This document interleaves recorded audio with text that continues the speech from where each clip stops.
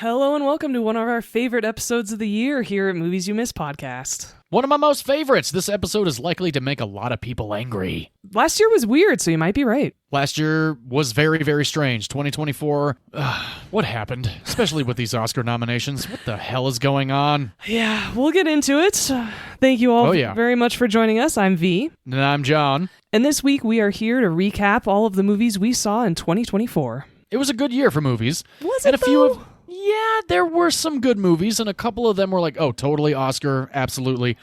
But overall...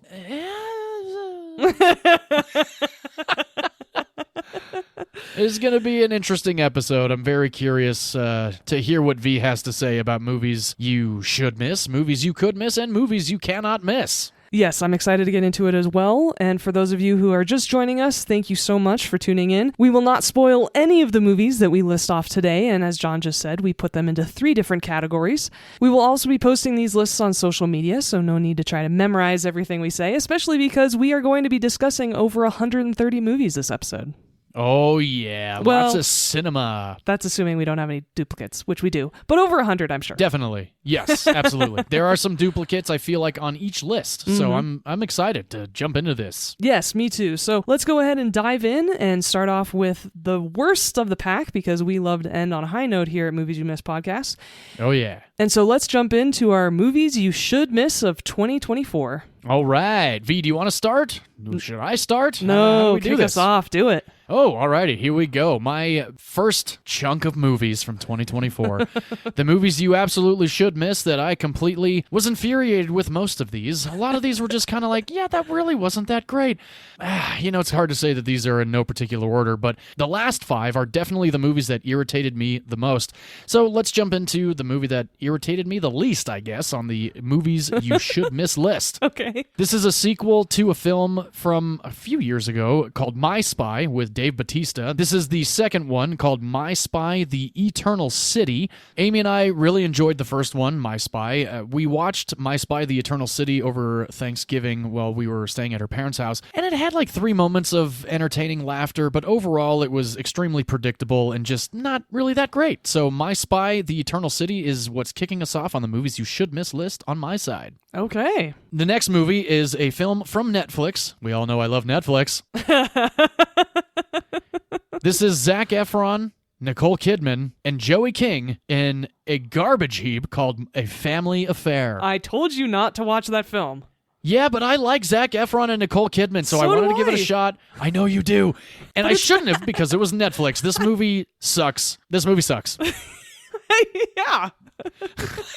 I'm glad you agree. Must be on your movies you should miss list as well. No, I didn't watch it because I knew it'd be fucking terrible. I thought you watched it. Oh, I knew it was going to be bad, so I did. Oh, my Lord, I wasted an hour and 40 minutes of my life.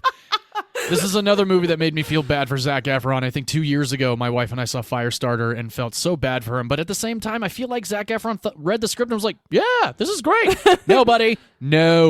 I mean, he just wanted to make out with Nicole Kidman, which is valid. I am completely in support of that. Yeah, that movie sucks. Moving along, my wife and I watched a movie on Amazon starring Awkwafina, because apparently she's the only one available for certain movies these days, and John Cena. This movie is called Jackpot. Wait, okay, I know that's about the lottery, but she was in the Quiz Lady was really, really good last year. Right. I never actually did see Quiz Lady. That one's good. Amy watched that one on our way home from Orlando in January, and she said that it was great, but Jackpot is not that movie. This is a movie with John Cena, and it's terrible. We watched the whole thing. I don't know why. Don't watch Jackpot. Okay. This movie I turned off because V was so adamant that it was a lot of fun, and it was really funny, and it was great to see Mark Wahlberg and Halle Berry in a Netflix movie, but this movie fucking sucked too! I think I only made it about 9.5 minutes before I shut this shit off. This is called The Fucking Union. It's actually called The Union. I'm just calling it Fucking Union because it's so fucking terrible. So... Sorry, V's niece. I swear when I'm really pissed off. So I watched that movie too. It's also on my movies you should miss list of the year. I get it. I watched the whole thing. I don't know how. It's fun but bad. You don't need to watch it. It's bad. It's not fun. This movie I also did not finish, and I texted you, V, because I was so irritated with the fact that I even thought that this movie would be good. Brad Pitt and George Clooney in a movie called Wolves from Apple. What was that? That A movie circle was, jerk. Oh, that movie was awful. They read the script and were like, everybody's going to love this movie. No, buddies, that movie sucks. No, it's like the two popular kids in school putting on a skit and thinking they're hilarious, and because they're popular, everybody's going to love it. It's like, no, Exactly. it wasn't good. No, it wasn't. So is this also on your movies you should miss list? Yes. All right, 2 for 2. Fantastic. Moving right along, this one's actually going to be in an awards ceremony that we do here on the recap episode of the year of movies that we've watched. Ooh, no the spoilers. trailer was great. Well, I guess that's true, but I'm not spoiling the movie. But this movie is M. Night Shyamalan and Josh Hartnett in Trap. This movie, it had so much potential, but it really just went off the rails and really just irritated the hell out of me. I finished it, but I shouldn't have, but I did. And this is definitely a movie you absolutely should miss. And there's a great How Did This Get Made episode about it. And I started to kind of warm up to it, but then I was like, you know what? No. As much as I love Paul Scheer, Jason Mantzoukas, and June Diane Raphael, this movie still sucks ass. So just do not watch this movie. M. Night Shyamalan is not a good filmmaker. He is, but not always, in my opinion. He has way I more did misses than he does hits. Yes, I know he does. Sixth Sense is great. Unbreakable is great. The Village is great. I really liked Knock at the Cabin. This movie, no good. This was a tough one to put on this list only because it is directed by a massive Hollywood legend. This is very likely the last movie that he ever will direct, and that makes sense because he's 92 years old and clearly does not know how to actually direct a movie anymore. This movie stars Nicholas Hoult and several other actors that were completely miscast. This is Juror Number 2. I did not watch that movie specifically because you told me not to. Well, I'm glad that you didn't, because when I told you about it, you also said that the movie was blown for everybody that saw the trailer, and I did not see the trailer. So I liked the first 25 minutes of it. After that, it just nosedived. Again, completely miscast movie. Nicholas Hoult was good, but there was no drama. There was nothing really making me feel like I need to be on the edge of my seat for any of this. The deliberations in the jury room were just stupid. Like, it just really was written poorly, directed poorly, was not a fan. Bummer. Yeah, it's okay. Maybe one day you'll watch it and disagree with me, and No, I hey. don't plan to. I just think it's a bummer that that'll be probably Clint's last movie, and it wasn't great. Yeah, exactly. I don't know anybody else that really saw it either. Mm-hmm. Another movie that I went and saw mainly because of two people that star in this movie, Charles Dance and Cate Blanchett. This is a movie that I only saw advertised on Facebook. I never saw a trailer for it, and I went and saw it, and I'm so angry that I went and saw it. It was called Rumors. I don't even know what the hell that movie was about. That movie's so fucking bad. Don't even waste your hour and 40 minutes with that movie, including Cate Blanchett. I felt really bad for her. She tried to do her best. The movie was not good. Bummer. Yeah, it is what it is. Coming up to the last movies of 2024 that really just pissed me the F off. This movie starring Bill Skarsgård and FKA Twigs, the remake of The Crow. And you watched it without even watching the original. I'm so mad at you for that. Oh, okay. We're going to get into that later on. I know we are because of another movie that's on both of our lists that are in different categories. I'm almost positive about that. Yeah, The Crow sucked. My wife was really excited to see it. We went and saw it and hated every minute of it except for the last 25 minutes, and the movie's almost 2 hours long. They could have shaved 40 minutes and made it an hour and 25, and it would have been a lot better, but definitely not a good movie. I don't think Rupert Sanders should be directing anything else after this travesty. It's okay. The original Crow will be on my list at some point in the future. Perfect. Well, then I will watch it then. Yeah. And my last movies you should miss was and still is the worst movie that I wasted my time with in January of 2024. And I did not go to see this movie because of the star, Sydney Sweeney, because she is so goddamn terrible. But the idea of the movie, intrigued me. I like movies that have to do with covens. I love The Nun. I love The Conjuring, Heaven and Hell, Demon Possession, etc. This movie was the ultimate piece of shit of 2024, and that movie is called Immaculate. Gavin, if you like Immaculate, we will never speak. Wait a minute. I know you've missed a movie on this list, and it should be at the very bottom. Oh, is that right? You have not listed the Ben Stiller-led Nutcrackers. Oh my God, I forgot I watched it. Holy shit. Okay, It's let's also rewind. one of the worst movies of the year. Yeah, you know what? Oh, damn. Okay, so I didn't finish 3 movies of 2024, and that was the David Gordon Green, dumbass director, and Ben Stiller, who we are fans of here. That movie was The Nutcracker. I think it was on Hulu or Amazon or some shit. Nutcrackers, yeah. The Nutcrackers, The Crow, and then the Sydney Sweeney-led Immaculate. And I have had heated debates with people about how awful Immaculate is. And like, oh, well, Sydney Sweeney did it at the end of the movie in 1 take. No, she fucking didn't, because they did 2 takes of it and they used the first one. So shut the fuck up and do your fucking research. Sydney Sweeney is a terrible actress. And that is the worst movie that I saw of 2024. That is my movies you should miss list. V, I'm so curious to hear what is on your movies you should miss list. Should I pour some cold water over my head before I explode on you about one that I think might be on your movies you should miss list? I think we're going to be okay. All right, good. Let's move right along. Let's hear V's list of movies you should miss from 2024. We're going to start off with a couple movies that skirted the line of should miss and could miss. They weren't outright terrible, but at the end of the day, I just don't ever want to revisit them again, and can't think of anybody who I'd really recommend them to. Okay. The first one, it's quirky, it's adorable, it just went a little too over the top for me. It pushed the lines a little too much about 45 minutes into the movie. It's called Lisa Frankenstein. Oh, yeah. Did you end up watching that? I did. Amy and I watched it, actually, yes. Yeah, it toes the line between could miss and should miss. Like I said, it just went a little too over the top for me, but I really liked the premise. The style was cool. I loved Carla Gugino in it. Oh, yeah. There were a lot of really positive aspects to it. It just went a little too far for me, but otherwise, fun film. I get you. Yeah. The next is another rom-com called The Idea of You, which is based on a book. Anne Hathaway was good in it. It had really good music, but I really liked the book better. I bet if I hadn't read the book, I would have liked the movie a lot better, and it probably would have been on the could-miss list. But since I read the book first, The Idea of You was only okay, and so I put it on the should-miss list of the year. That makes sense. A movie that should have been amazing and had all the elements to be amazing, including a fantastic director, Jeff Nichols, an all-star cast, including Austin Butler, Jodie Comer, and Tom Hardy. Oh, yeah. This was The Bike Riders. I saw it in a secret showing for Cinemark. I was really excited for this film because of my history with motorcycles. I went in very eager, and I was so disappointed by this movie.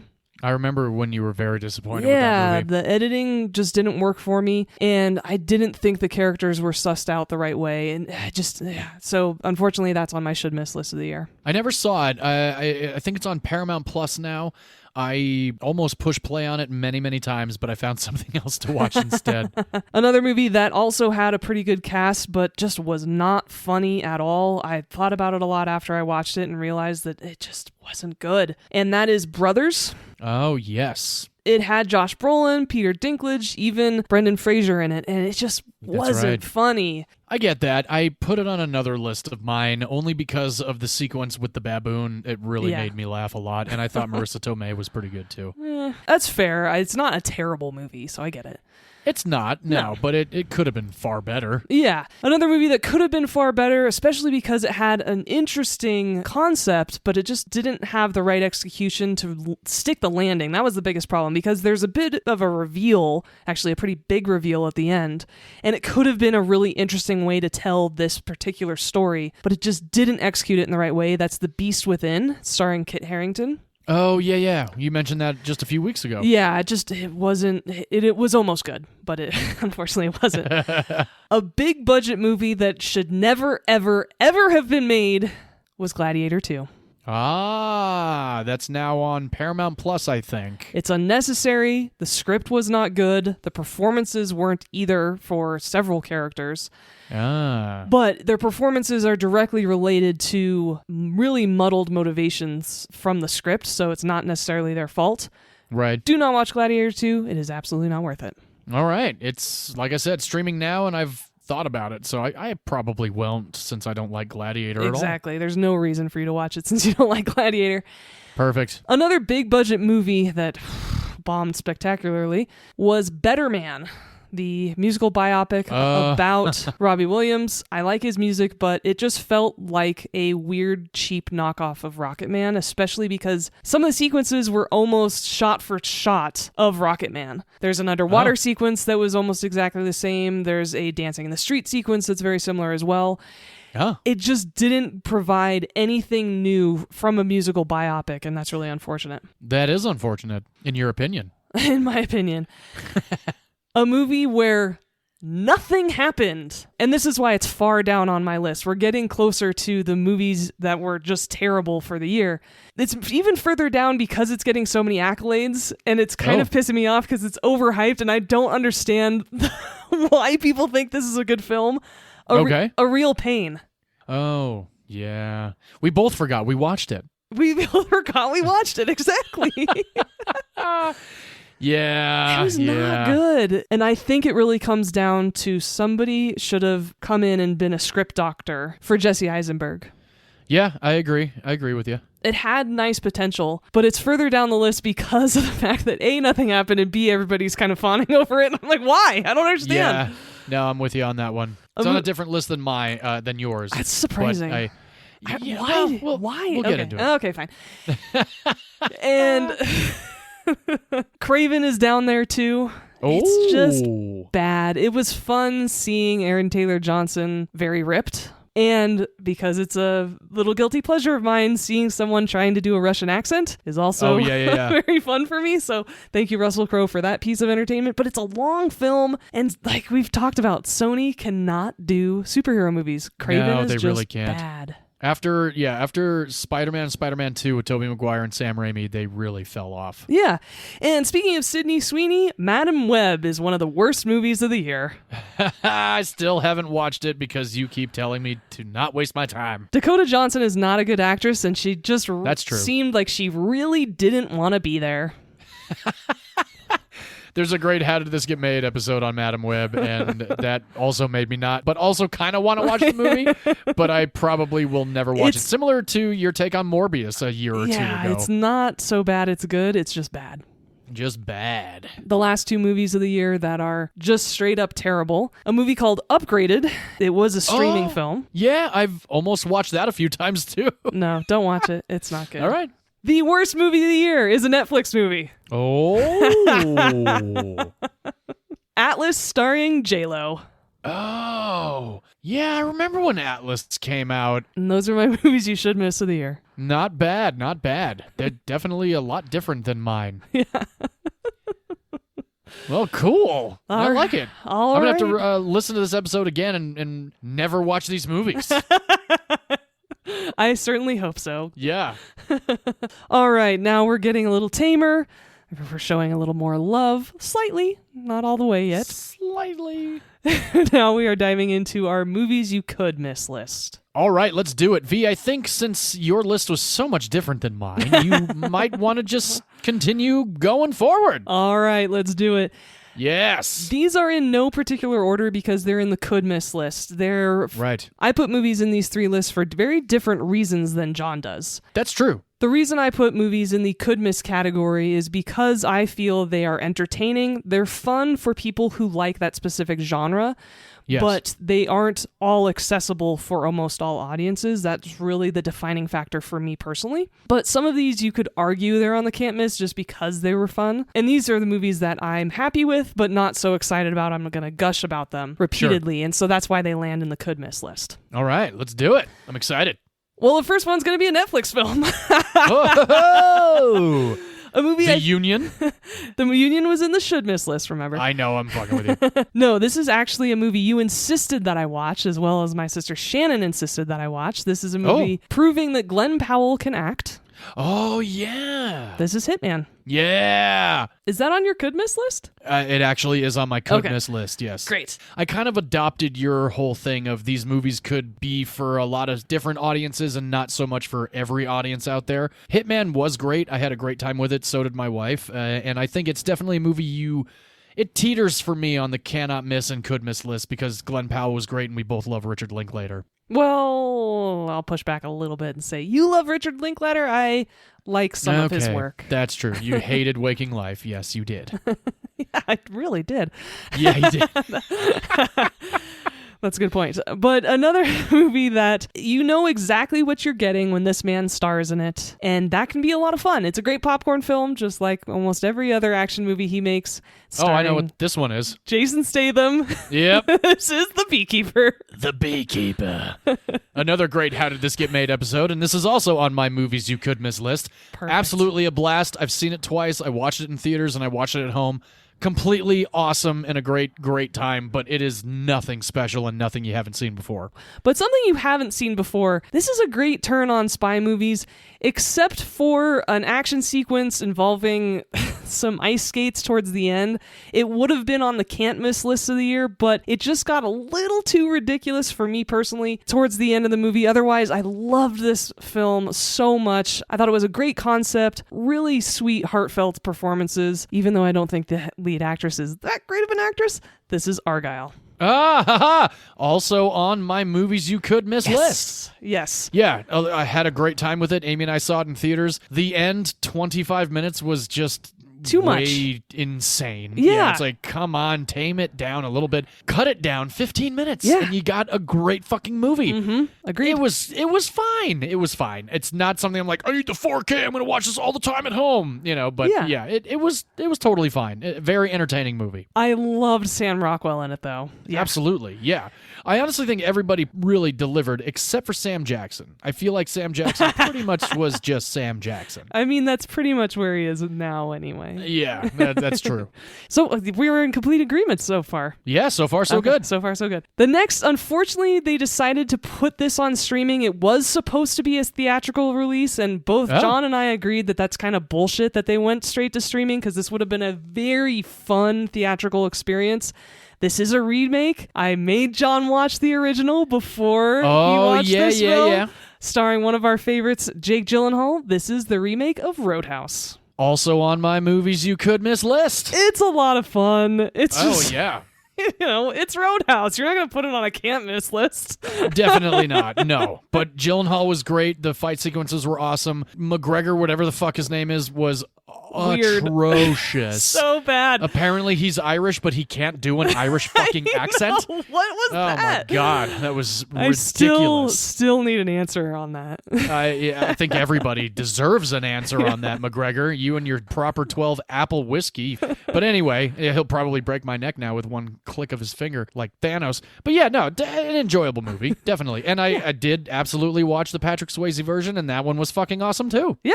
And next, a movie that you made me watch. Oh. Because I wasn't planning on watching this. Starring Zac Efron. Oh. And John Cena. Oh. This is Ricky Stenicki. Ricky Stenicki. Also on my movies you could miss list. It's a lot of fun. It's dirty. It's fun, but I wouldn't recommend it to everyone, which is why it's on the could miss list. There were a couple points that I didn't think were very funny. Otherwise, it's a hilarious movie. This is a movie I absolutely would recommend to my sister Suzanne and my brother-in-law I'd recommend Sam. it to a lot of people. Yeah, but I'm not going to recommend it to everyone, right? Definitely it's not. It's like Joyride last year. Yes, you know the type of people that will like this movie, and I watched Raunchy it with comedy. my wife. Yeah, and she actually thought Ricky Stenicki was hilarious. She thought John Cena was fantastic. I mean, he definitely was. He was great. I love John Cena as an actor. I love the whole. Well, you just watch it. Just watch the movie. It's on Amazon Prime. And it's directed by a Farley brother, which is awesome. Yeah. A movie completely opposite from that. It's brutal. It's a revenge film. Oh. It's directed by the man who stars in it, Dev Patel. Oh, all right. This is Monkey Man. Another movie on my movies you could miss list. I cannot believe how much overlap we have. We talked about this before we started recording. We thought we'd have a lot less overlap, but I think it's only in the could miss area. I think we're going to divert a little bit. Yeah, we will. Okay. There's going to be a lot of diversion coming up shortly. And if you like bloody films like Monkey Man, then you will absolutely like this next one. It stars Famke Janssen and Bill Skarsgård. A crazy cool concept on internal monologue. This is another movie I saw on Cinemark's Secret Movie Monday. This is Boy Kills World. It is now streaming, and I have not watched it yet. I really want to check it out. I think you'll love it. I think I will too. I've heard nothing but great. Be next to you and Whiskey by the Fire and a couple other people that are like, oh, Boy Kills World is a badass movie. It's super I gotta fun. check it out. Yeah, you have to like Quentin Tarantino style brutal violence. Yes. If you like that much blood, watch Boy Kills World. All right. I definitely do like that much blood. A movie that you made fun of me when I discussed wanting to watch it when the first trailer came out. Oh. I didn't care because I really like the actors in it. It stars Zendaya. Oh, yeah. This is Challengers. Yeah. It's a sexy thriller for people who Is like it? those kinds of films. Definitely give it a watch. I have not seen it. It's streaming now, and the fact that it wasn't nominated for anything means I don't have to watch it, but maybe one day I will. No, I don't think you should watch it because you already have a preconceived notion that you won't like it. Not really. I like Zendaya, and I like the one guy that's in Emma that's in Challengers, so Yeah. I might give it a shot. Okay. This year was a big year for documentaries, and I am so stoked to have watched as many as I did. And I'll be watching even more because a bunch of the ones that were nominated for Best Documentary I haven't seen yet. So this Likewise. discussion will continue in our Oscars recap episode. And so the documentaries that ended up on my could miss list, starting off with The Beach Boys. Oh, yeah, you told me about that one. I never watched it. Yeah, it's a great documentary. They just skirted over a couple things that were pretty key for their lives, and so I thought it wasn't as in-depth as it could have been. Otherwise, it was really fun to hear all the music, and I really liked all the interviews. Same with the documentary I Am Celine, about Celine Dion. Oh, yeah, I never watched that one either. Great documentary. It was... Speaking of getting personal, it goes all the way into her life, and she is brutally honest about what's going on with her health, and I have a lot of respect for her for being so open as she is, so definitely give that one a watch if you're a fan of Celine Dion or just curious. I know it made me more of a fan of Celine after watching that film. I really got to watch that one. This is a great friendship movie, Will and Harper. It's on Netflix. It's about Will Ferrell and his really good friend Harper, who is trans. Definitely give that a watch for anyone who either has a LGBT person in their life or just wants a really fun, heartfelt friendship road trip movie. I remember you mentioning that one. I got to check that one out. Yeah, I think it's definitely worth checking out. And the last documentary on my movies you could miss list, it's very informative. It's just not very exciting. But for anyone who's interested in this topic or just incredible aerial photography, The Blue Angels. Oh, yeah. I remember you talking about that one. Yeah, it's a lot of fun if you like The Blue Angels or flying. Definitely give it a watch. Sweet. If any of you tuned into last week's episode, we were talking about vampires in it, and a great vampire film from last year. Highly recommend this movie. The only reason it's not on the can't miss list is because of how brutal and bloody it is, and so I can't recommend it to everyone, but I think it is a fantastic film. Abigail. Oh, yeah. Great, great movie. It really is. A very quirky, dark movie, Wicked Little Letters. Oh, yeah.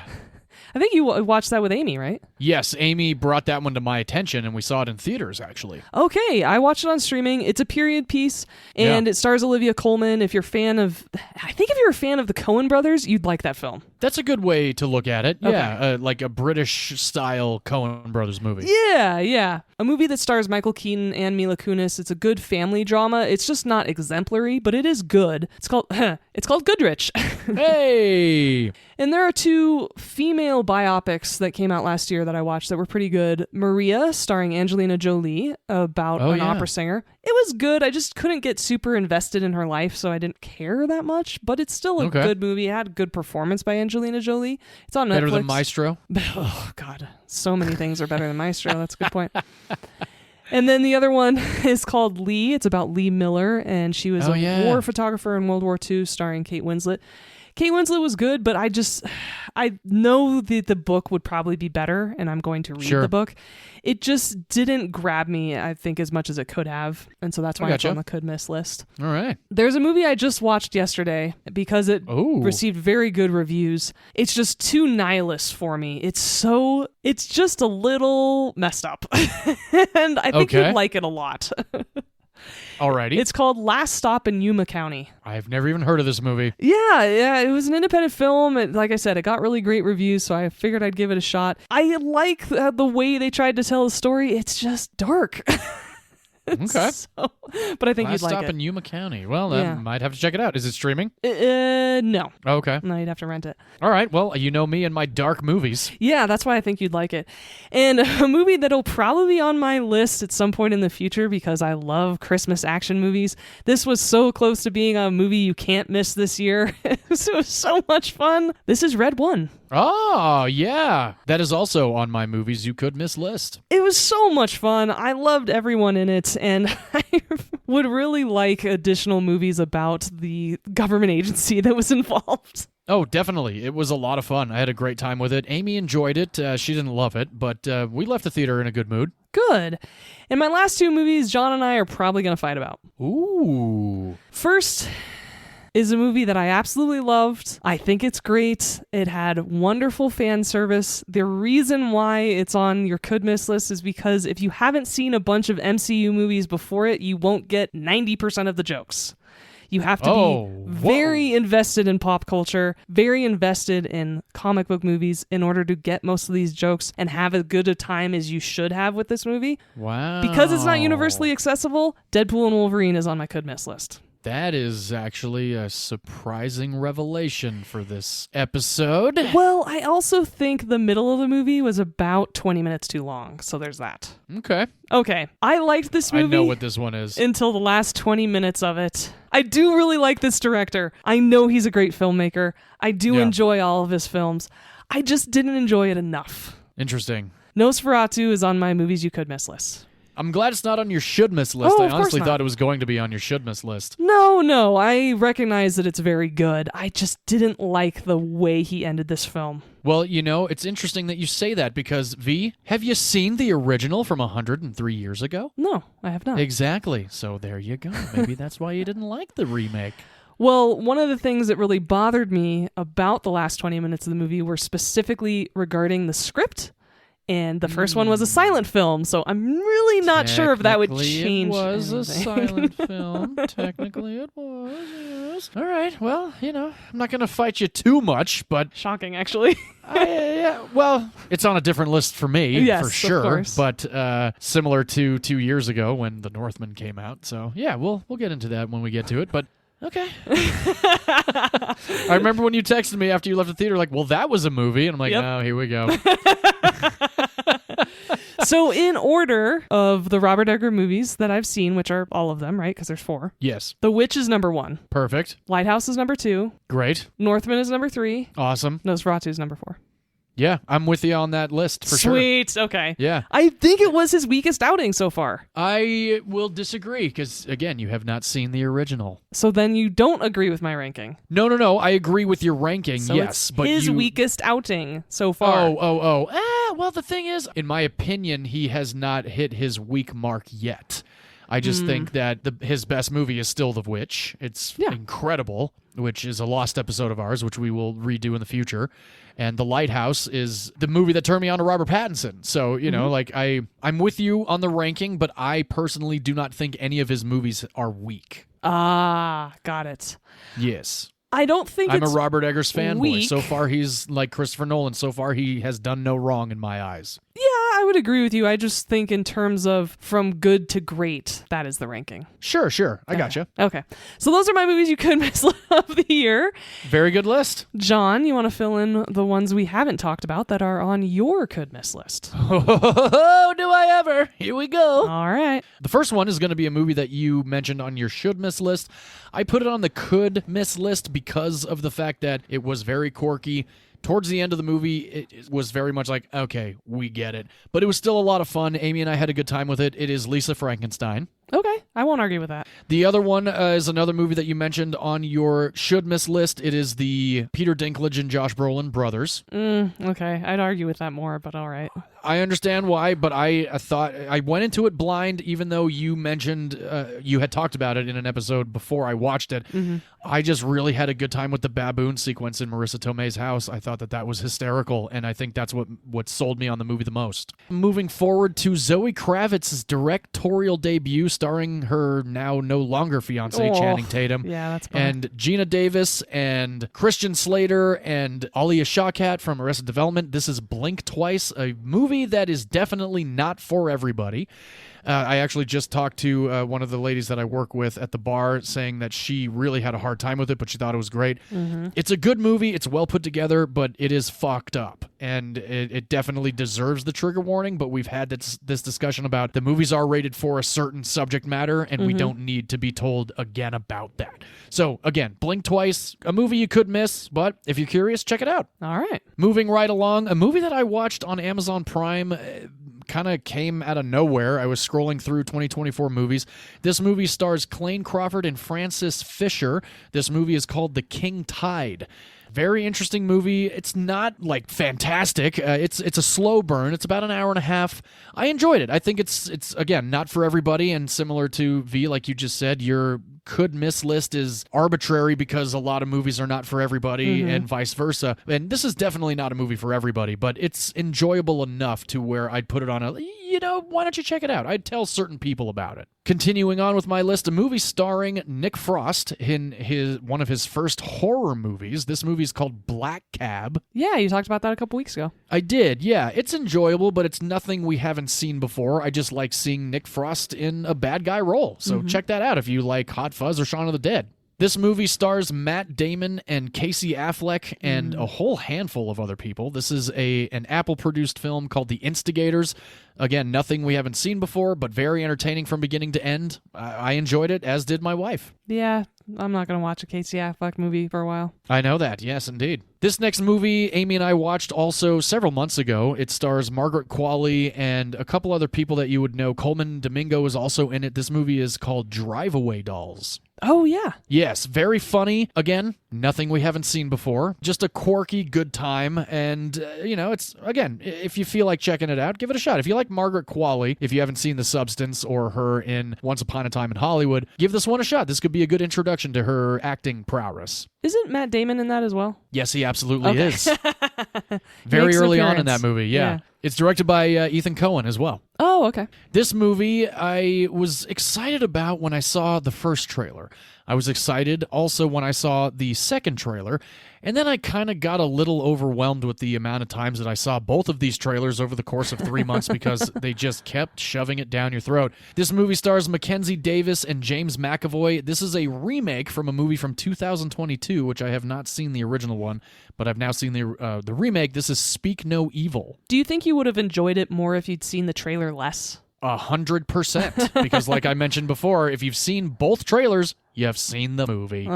Disappointing. Very disappointing, but still, James McAvoy is awesome, and so is Mackenzie Davis. Everybody in the movie really delivers. It's just, so that's why I kind of stopped going to the movies early, because I don't want to keep seeing trailers. Yeah. This movie is a Blumhouse-produced film, which kind of blew me away that I liked it so much, and it's on the movies you could miss list because, again, it's not going to be for everybody. It's not great, but it was a surprise to me. This movie is called Night Swim. Oh, yeah. Yeah, the trailer was dumb, but I ended up watching it one night at home and had a good time with it. This movie I saw in theaters because I love Kirsten Dunst and I love Alexander Garland, but I almost did not see this movie because of the fact that it really didn't interest me at all.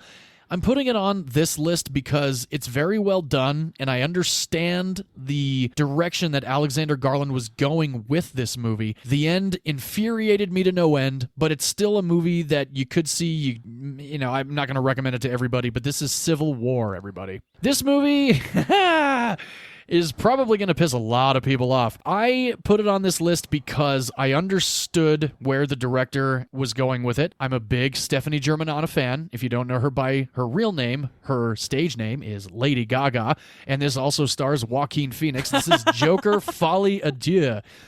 Didn't hate it, didn't love it, loved about 45 to 50% of the movie. The end was stupid, but it was not as bad as the critics and a lot of these internet trolls are making it out to be. It was fine. It just wasn't like the first one, which was so damn good. Yeah, no interest in watching that film. I was going to say, I don't think you even cared to see it, V. Nope. All right. Well, moving right along.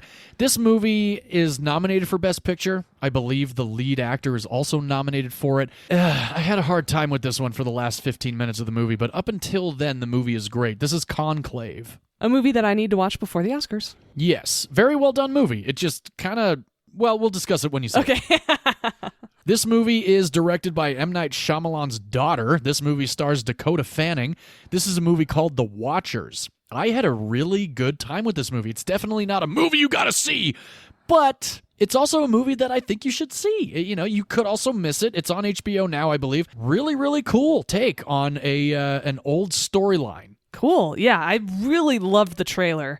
I liked it trailer because was it great. didn't give a lot away. Exactly. Yeah, the trailer did not rely on giving you too much and shoving it down your throat. Yeah. This next one stars Aubrey Plaza and a bunch of young 20-something actresses. This movie is called My Old Ass. It was on my to-watch list all year, and I just did not have time to get to it, but I've heard good things. I had a good time with it. Amy watched it with me, and when it ended, my wife said to me, well, that was stupid and boring, but I had a good time with it. Okay.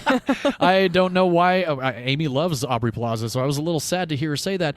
It's worth checking out. And it's streaming on Amazon right now. That's correct. That's how I watched it. Moving right along, this movie stars Amy Adams. This is based on a novel of the same name. This movie is Night Bitch. Yeah, this movie's supposed to be cool. It is pretty damn cool. Amy Adams is awesome. It's on my could miss list because this is truly not going to be for everybody. I feel like this is definitely an animalistic mother movie. I've recommended it to a lot of women that I know are on their first child, on their second child. It's good. I liked it. It was a completely different story that I anticipated. And again, Amy Adams was really, really damn good. She's always great. Yeah, she is. Moving right along, this movie I ended up watching just a few weeks ago during my week of watching 13 movies for 2024 in theaters and on streaming. This is the Irish-produced Oddity horror movie. I put it in this list because it's a bit of a slow burn for being an hour and a half long, and not a lot of people are going to like it, but I had a great time. I've recommended it to a few people that I work with, even put it on our social media. I gave it 2 thumbs up. It scared the hell out of me. It really got me real good, and I did not think it was going to. But yeah, definitely, if you're into that kind of thing, check out Oddity. This film I was very excited about because I only saw one trailer, and it is directed by Alexander Aja. He is a French horror director. He directed one of the most magnificent horror films I've ever seen called High Tension. He also directed the remake of The Hills Have Eyes. This movie stars Halle Berry. This is Never Let Go. Ooh, yeah, that's supposed to be a really good horror film. I put it on this list because, again, it's somewhat of a slow burn, and towards the last 25 minutes, I think a lot of people might check out. I did not. I had a great time. The kids, oh my gosh, the 2 boys that played her sons, fantastic. Check this movie out. Never Let Go. Yeah, I'll probably watch it actually because you said it's so good. I think you would enjoy it. Yeah. If you were by yourself in the dark with your volume cranked up, I think you'd have a really good time with it. Great. This other movie has nothing but music and almost no dialogue. This is starring Samara Weaving. Hugo Weaving's daughter. Yes, indeed. She is quite lovely to look at. This film is titled Azrael. I love Samara Weaving in Ready or Not, so I would just watch it because she's in it. That's pretty much why I watched it. And the premise was cool. It's a post-Rapture type of a film. Sweet. Yeah, very, very cool movie. Worth your hour and 40 minutes. I gave it 2 thumbs up. Again, not going to be for everybody because there's almost no dialogue. I think that's a cool way to make a movie, though. When it's done well, so ambitious, and yeah, it's good. But yeah. when it's done well. When it's done well, yes, of course. Unlike even though you didn't Silent like Light. Yeah. This next movie is a movie that I watched during my week of 13 movies. This is called Out Come the Wolves. This is about 3 friends that go out into the wilderness and the wolves kind of start closing in on them. This movie's really cool. It's not super scary, but there's some gruesome moments. That's why I put it in the movies you could miss list, because it's not going to be for everybody, similar to majority of this list. But Out Come the Wolves, streaming on, I believe, Shudder. Check it out if you like horror movies that take place in the wilderness. I really like being outdoors by myself, so I might skip that one. Yeah, that might be a good idea. This next one, V, might actually make you quite angry. This one is a movie that you absolutely loved last year, and I had a great time with it too. I remember being very excited and being very happy with the outcome of how I felt after leaving the theater. I'm only putting it on the could miss list because it's a good movie, but I don't think there's going to be a lot of adults that would like it, and maybe that's just my mindset of it. This movie stars Ryan Reynolds. This is If. Yeah, I'm not going to argue too much with you, Okay. but I think it's actually a great movie for adults because it reminds them how much optimism and joy they had as kids. So it's in a different list of mine, but I understand why you put it in Could Miss. Yeah, I never had an imaginary friend, but I got on board with the plot line of the movie, and I still like it. Mm-hmm. It's just, it wasn't like I didn't tell everybody about it. I think you and I are the only people I actually talked to about it. I think I told Amy, I was like, yeah, it was good, you'd like it, but you know what? No, you probably wouldn't like it, because Amy just doesn't like movies. Oh, and there's so many great voice actors in it, too. There are, definitely. This one might kind of irritate you too, but I really had a good time with it in theaters. I wish I would have gone to the 4DX theater to see it. It's still a great movie. I just don't think a lot of people would really like it because the first one is still masterpiece worthy. This is Glenn Powell in Twisters. Oh my god, I forgot to put Twisters on my list. Oh, what list would it be on? It'd be on my Could Miss list. It was okay, fun, all right. but it was fine. I It was fine. really wish they had more nods to the original, and you and I talked Yes. about a very specific character choice. Exactly. And we were both super disappointed that didn't happen. Yep. But man, Glenn Powell in a cowboy hat and a white t-shirt, Oh yeah, I was wiping the sweat off my worth forehead. the price of admission.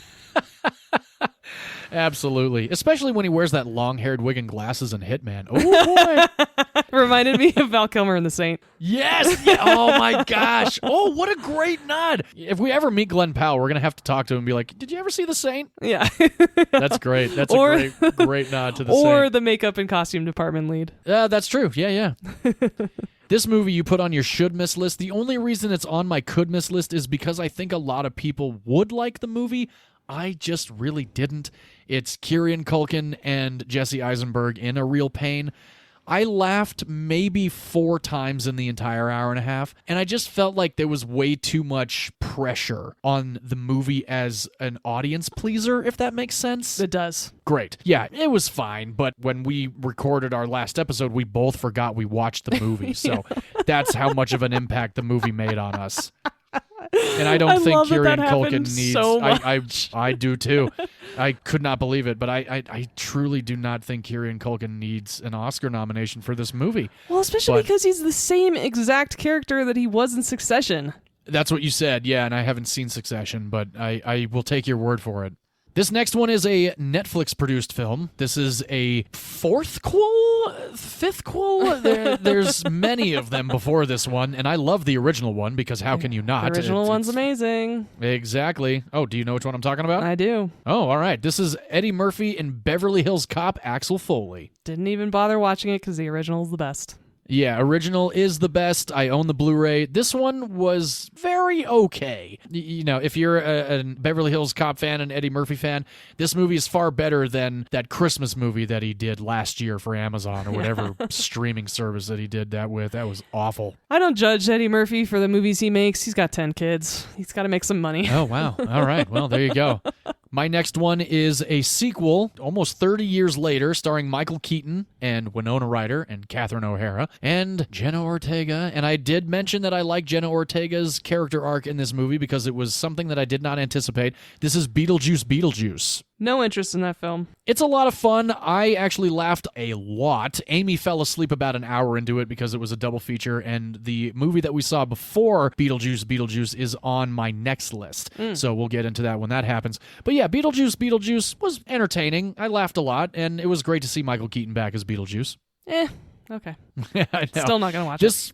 No, that's fine. This one's probably going to upset you too. This is another sequel from Disney Pixar. The first one is a masterpiece of emotional turmoil and growing up. First one is masterpiece. There should never have been a sequel because there's nothing different in the sequel. This is Inside Out 2. I forgot to put that on my could miss list too. Oh, well, all right. There you go. I don't think it even should have been nominated for an Oscar. I don't think so either. It's good. It's great for preteen and teen girls specifically, but in general, I think it's good for anyone with just learning more about your emotional range and how you react to things and your internal monologue. I do think those movies are important in general just for our own mental health. Yeah. But like you said, it wasn't necessary. No, it wasn't. I get I understand why they made it. I mean, it made a lot of money. I understand why the argument could be made, because now in your preteens or your teenage years, you have a lot of different emotions than you did when you were a little kid, and they're much more complex, and I get that. It's good, but I forgot to even put it on my list. There you go. I laughed a few times, but overall I was just like, this is nothing new from the first one. I will argue it was better than I thought it would be, because you and I were very against this film when we saw trailers for it. Oh yeah, the trailer made it look horrendous. And it's definitely not horrendous. No, it's not. I was pleasantly surprised with how much I enjoyed it. So there is that argument. Sure, I get you. So that would also be on my could miss list, though. I forgot. All right, well, there you go. Yeah. Great. The next one is a Jack Black streaming movie called Dear Santa. It had a few funny moments, but it's not anything special. It's fine. Amy and I had a good time, but it's not something that I think we will make a every Christmas yearly watch with. Mm-hmm. No, Next you'll one, do that with The Long Kiss Goodnight instead. Very likely. Yeah. Hell yeah. That movie's fucking awesome. It Gina is. Davis, so hot. This movie, I believe, is Netflix produced. Amy wanted to watch it because she's a big fan of Emma Roberts, and I've had the pleasure of working with Emma Roberts. She's very awesome. I like her work. This movie is called Space Cadet. It's entertaining. It's about a young girl that ends up going into NASA, and again, a very entertaining movie. Okay. This movie I ended up watching on Monday morning. This was the 5th out of the 5 Best Animated Feature Oscar nominees. This is Memoir of a Snail. Oh, I need to watch that film. Yeah. It was all right. Well, I have to watch it for the R-rated. Oscars. Yes, you do. You do. It's R-rated, which Whoa. was fascinating to me. Very deserving of an R rating. Absolutely. Okay. It's very fucked up, but at the same time, snail sex scenes in it? Is that why? No. There's no snail. No. I'm not even going to tell you what this movie's about. I went in literally knowing nothing. I rented it on Apple. It's fine. The end I really liked. It took me a while to appreciate this movie, and I understand the reason why it's nominated for Best Animated Feature. However, I don't think it really needed to be nominated for Best Animated Feature Film. So, V, when you watch it, we'll discuss what you think and what I think in a little bit more detail. Okay. This next one, this is a Best Picture nominee, a Best Actress nominee, a Best Director nominee. This is teetering on horror, body horror, and comedy. This is Demi Moore and Margaret Qualley in The Substance. Another movie I'm going to have to watch for the Oscars. You are, yeah. This is on my movies you could miss list only because it didn't end when it should have. I have had multiple discussions with people since watching this movie that this movie goes on for far too fucking long. And I think if it didn't go on for as long as it did, Amy would have enjoyed it, because when it ended, finally, she was like, that is one of the most disturbing and fucked up movies I've ever seen. While it is definitely disturbing and fucked up, the final 15 minutes are ridiculous and just out of control stupid. However, it's definitely a movie you should see because Demi Moore's great. Margaret Qualley's awesome. The idea of it is really, really, really fucking cool. It just goes on for far too long. Okay. This film stars Cillian Murphy, Oscar nominee and winner for Oppenheimer.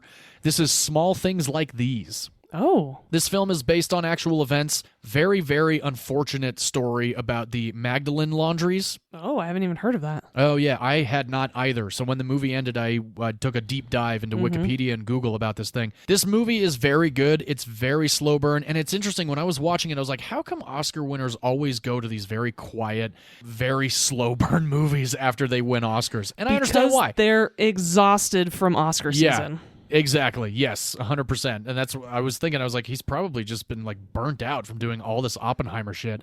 So Small Things Like These, movie you could miss. It's PG-13. It's a little disturbing. Definitely worth a watch if you like stuff like that. This next one is another sequel coming to us, coming to everybody, from Disney. In my opinion, a completely unnecessary sequel. The songs were really bad. The animation was great, but again, completely unnecessary. This is Moana 2. No interest in watching that film either. And you shouldn't have any interest in it because it's really not that great. I'm surprised it's on your could miss list. It's on my could miss list because Moana is still awesome. And I think a lot of families with young girls will still really like Moana too. Okay. This next one was a tough one for me to put on this list because I really liked the movie. The animation was cool, but I was a little thrown off because the animation seemed very video game animated. And it's from Latvia, and it is nominated for Best Animated Feature. This is Flow. And it has no dialogue. There's not a single word of dialogue. It's all animals communicating through their animal voices. And again, very cute. It's a dog, a capybara, a lemur, some crazy, weird, tall stork type of a bird. And yeah, the movie was very enjoyable. Oh, yes, that's right. Yes, the kitty. The main character.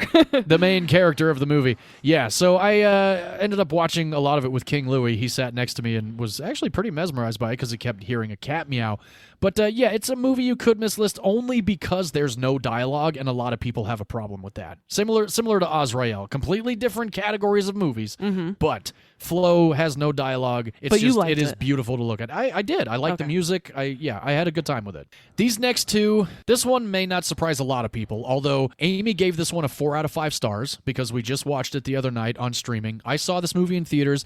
You had a problem with one of the actors, which I'm surprised it was not on your first 2 lists, so it must be on your can't miss list, but it may not be because you probably forgot that you watched it. Maybe. This is Scarlett Johansson, Channing Tatum, and Woody Harrelson and Ray Romano in Fly Me to the Moon.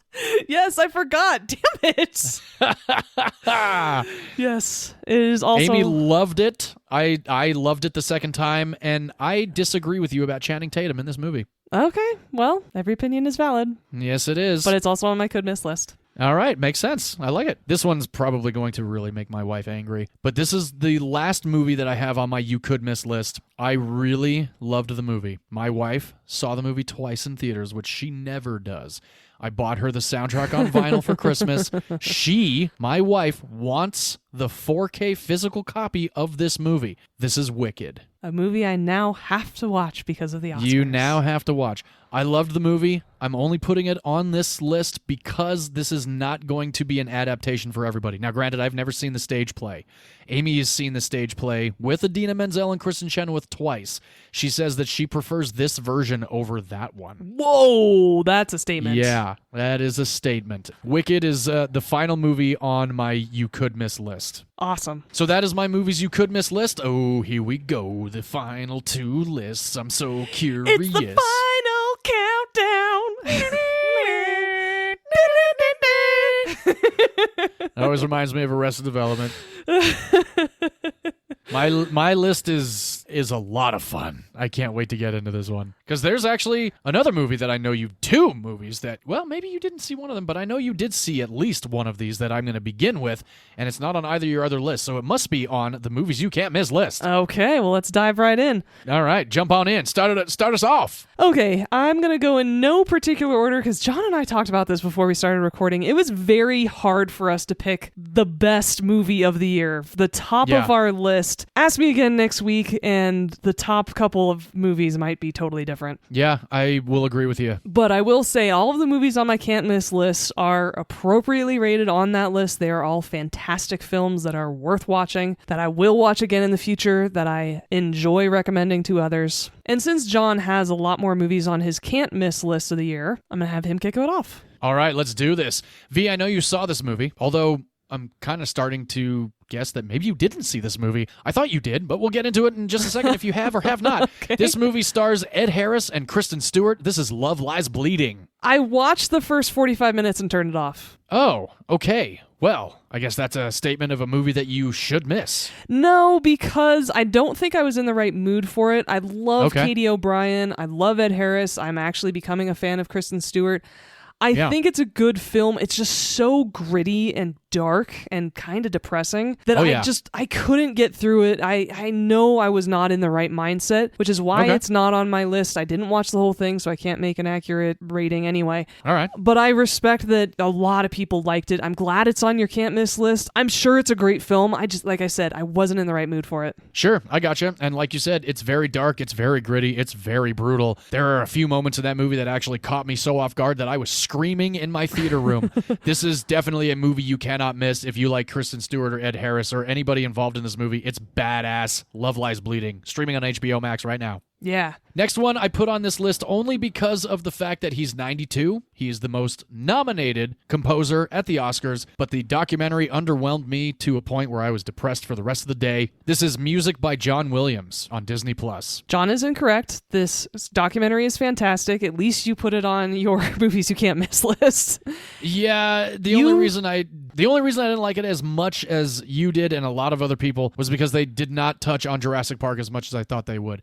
I love a lot of his scores. I have them on vinyl. It was, me and Jurassic Park. Yeah, I think that's a completely biased take. I'm glad it's on your can't miss list, but you're absolutely incorrect. This is a fantastic documentary. It's completely uplifting. I was so motivated after watching the film. I mean, how can you not be after listening to all those incredible, iconic themes? This is one of the best documentaries of the year. Music by John Williams. You absolutely have to watch it. All right. Well, we kind of disagree, even though it's on your can't miss list. It's on my can't miss list because of who he is. And again, I have E.T. and Star Wars and Close Encounters on vinyl. I love his music. It was just not what I thought it was going to be. That's all. I was No, very you're just underwhelmed. pissed about Jurassic Park. That's personal reasons, not because of... Yeah, well, it is what it is.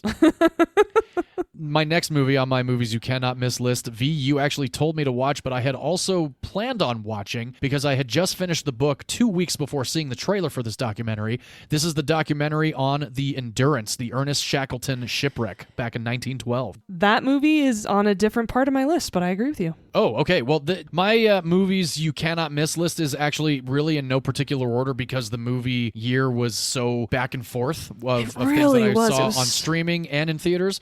So a lot of these are streaming movies and a lot of them are theater movies that I saw as well. So they're really not in any particular order. And it overall was just kind of an underwhelming year. Yeah, a little bit. Yeah. This next one you put on your could miss list. I have it on my cannot miss list because it was such a surprise to me, and the fact that it's based on a true story. And Timothy Spall was great, as was Olivia Colman and Jessie Buckley. This is Wicked Little Letters. Really? Yeah, I loved it. I was completely blown away by the fact that, again, based on true story, and the cast was so fucking awesome. Okay. This is a movie that I put on one night because Amy and I were scrolling through Netflix, and she saw that this was an Elvis documentary. This is Return of the King. That Elvis is Presley. so not how that happened at all. Oh my gosh. Yes, it is. No, You I never told me about texted it. your wife and told her to watch that documentary, which is why you both watched it. Oh, well, we were scrolling one night, and she saw it pop up and said, oh, look at that. It's a documentary on Elvis. She never mentioned anything about you having texted her about it. Wow, she didn't give me credit. How cruel.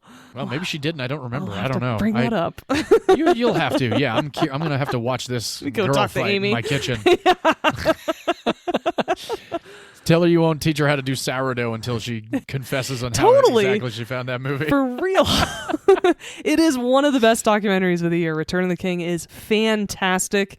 It really is. Even if you don't think you're an Elvis Presley fan, give it a watch. Oh, absolutely. And I am far from an Elvis Presley fan. Yeah. During the movie, I was like, we got to go get some Elvis vinyls. This movie is a Netflix movie as well. This is a first-time director, but she's a great actress, and the cast of the movie was awesome. This is Anna Kendrick's directorial debut, Woman of the Hour. I totally agree. This is an incredible film. I've already seen it twice. I recommended it to my nice. mother and watched it with her. It was Oscar-worthy, and I'm really pissed it didn't get any nominations. Yep, not a single one. Very, very upsetting. This movie is likely going to blow a lot of people away as to why I have it on the cannot miss list. This movie was a lot of fun. It was completely different than anything I thought it ever would be based on the two trailers that I saw for it. This is Adam Driver, Aubrey Plaza, Giancarlo Esposito, Dustin Hoffman in Francis Ford Coppola's Megalopolis. I liked the movie a lot. I thought it was really fucking cool. Completely different take on the Roman Empire, and if the Roman Empire had survived and gone forward through into the future. It is a trippy-ass movie. It is certainly not for everybody. I think it's 2.5 hours long. I plan on watching it again. I did only see it one time. I think it's definitely a movie you cannot miss, especially even if you hate it. It's definitely a spectacle to be seen. I know you probably will never watch it. No. This next one was the first movie that played before Beetlejuice. This is an animated film with the voice cast of a barrage of people that you would recognize, Chris Hemsworth being one of them. This is Transformers 1. Yeah, that movie's supposed to be incredible. It is so badass and so hysterical and just such kick-ass badassness that is definitely going to be in my 4K collection. Great, great, great movie. Check it out, Transformers 1. I really think that it suffered from a bad trailer and bad marketing. I never saw a trailer. I only saw one poster for it at the Regal, and then we went to the drive-in, and it was the first movie. We both had a great time. The trailer was silly and stupid and seemed like it was made for 7-year-olds. No, it's very much made for everybody. Yeah. You should check it out. I think you'd like it. Cool. This next one, V, you had on your could miss list because of valid reasons, but I put it on my cannot miss list because I fell asleep the first time and I saw it 2 other times after that. I've now watched it at home once. Ryan Reynolds and Hugh Jackman in Deadpool and Wolverine. I'm not going to argue with you. It's a fantastic film. I love it so much. It really is. It's so great. Routinely, when I'm not feeling great or when I just want a little mental health break, go onto YouTube. I watch the first 10 minutes of that film with a classic boy band hit, and it just uplifts me. It's a great, great opening. And Like a Prayer is one of my all-time favorite songs.